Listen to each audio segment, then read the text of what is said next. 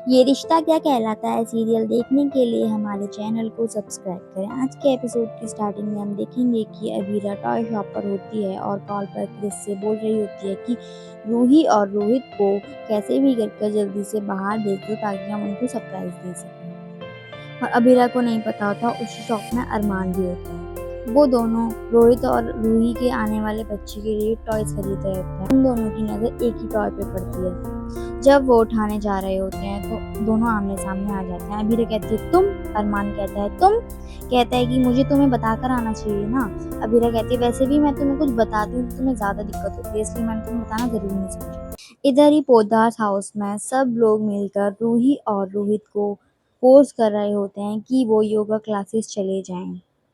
Yoga classes होती है 4 घंटे की। रोहित कहता है 4 घंटे की योगा क्लासेस में हम क्या करेंगे। चारू कहती है कि हम बुआज और चाचा हैं, हमें तो ध्यान रखना पड़ेगा ना। वो फोर्स कर कर रूही और रोहित को भेज देते हैं योगा क्लासेस।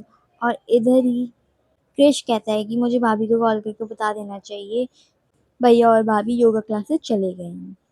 अरमान और अबीरा टॉयज की बिलिंग करा रहे होते हैं। इतने में ही उनसे ओनर कहता है कि कॉन्ग्रेचुलेशंस आप दोनों को। ये सुनकर अबीरा कहती है कि क्रिस का मैसेज आ गया है, रूही और रोहित चले गए हैं, हमें घर चलना चाहिए।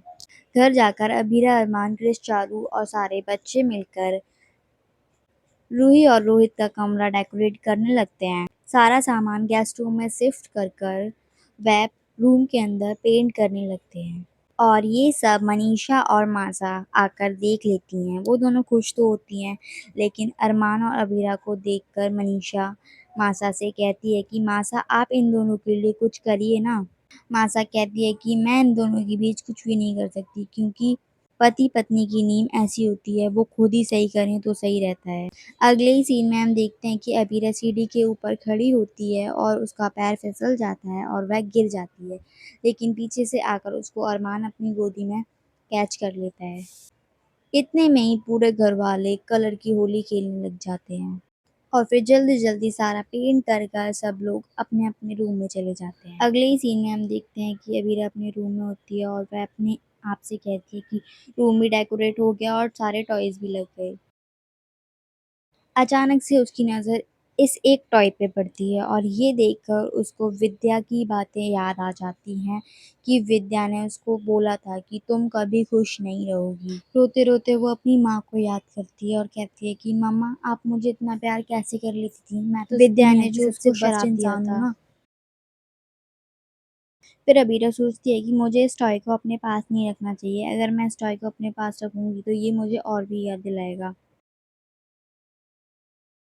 रूही रोहित से कहती है कि मैंने कहा था ना, इन्होंने ज़रूर हमारे लिए कोई सरप्राइज़ प्लान किया होगा, इसीलिए हमें 4 घंटे के लिए घर से बाहर भेज रहे हैं। और रूही और रोहित की आइज़ अनब्लाइंड करते हैं। रूही को बहुत बड़ा सरप्राइज़ मिलता है। रूही बहुत खुश हो जाती है बटरफ्लाइज देखकर वो और सबको थैंक यू बोलने लगती है। इतने में ही क्रिश कहता है कि ये आइडिया हमारा नहीं, अबीरा भाभी का था।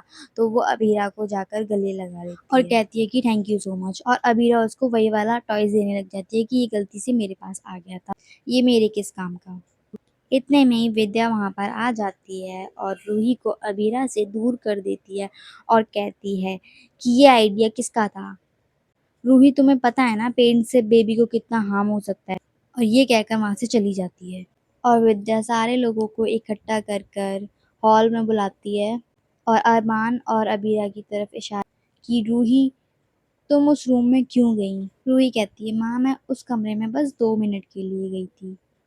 क्रिश कहता है कि मामी साहब हमने बहुत अच्छा वाला पेंट यूज करा था जिससे कि भाभी को हार्म ना हो। और रूही कहती है कि हमारा सामान गेस्ट रूम में शिफ्ट कर दिया है, हम वहीं पर रहेंगे जब तक पेंट अच्छे से सूख नहीं जाता। विद्या कहती है नहीं, तुम गेस्ट रूम में कैसे रहोगे, गेस्ट रूम तो इतना छोटा सा है, तुम कंफर्टेबल नहीं हो पाओगे, तुम्हारी गृहस्थी बढ़ने वाली है। और विद्या ऐलान देती है कि तुम इस घर के सबसे बड़े कमरे में रहोगी और वो कमरा अबीरा और अरमान का होता है। अबीरा और